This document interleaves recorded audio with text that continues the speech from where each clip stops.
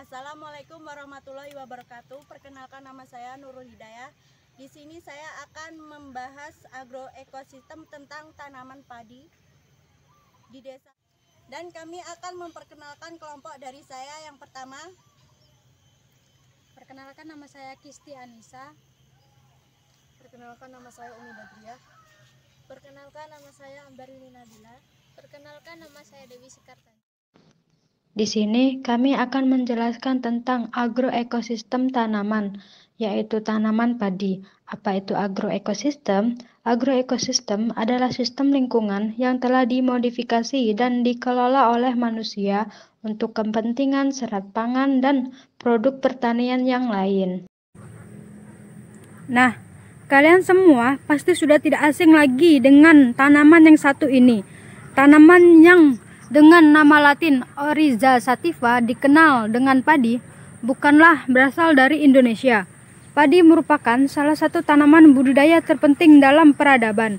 Meskipun terutama mengacu pada jenis tanaman budidaya, padi juga digunakan untuk beberapa jenis dari marga yang sama, yang disebut sebagai padi liar. Bahkan di Indonesia, padi merupakan salah satu tanaman utama yang dibudidayakan oleh petani sebagai makanan pokok masyarakat.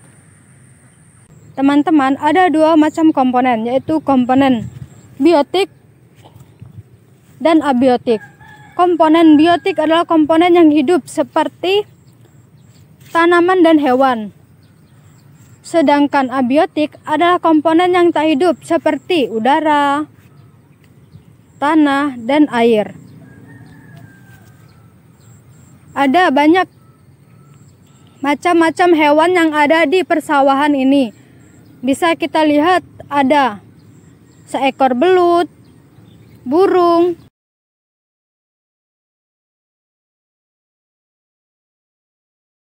air adalah senyawa yang penting bagi semua bentuk kehidupan yang diketahui sampai saat di bumi, tetapi tidak di planet lain.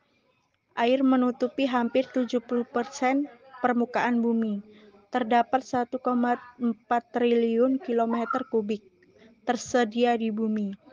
Untuk memenuhi kebutuhan air irigasi pada periode tanam sampai panen dengan umur tanam 100 hari akan memerlukan air 520 sampai 1620 mm.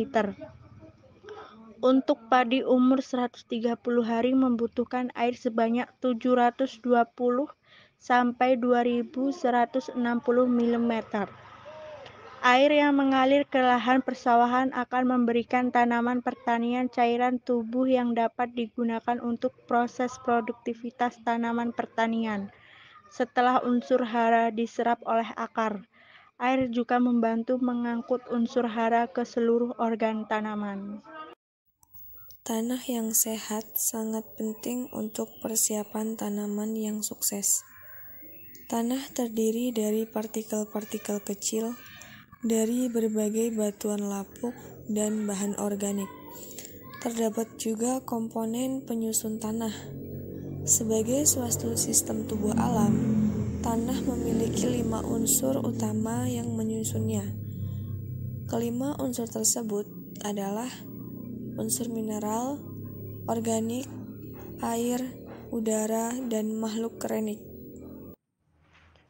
Katak sawah merupakan salah satu hewan vertebrata dari kelas amfibia yang habitat alaminya di persawahan.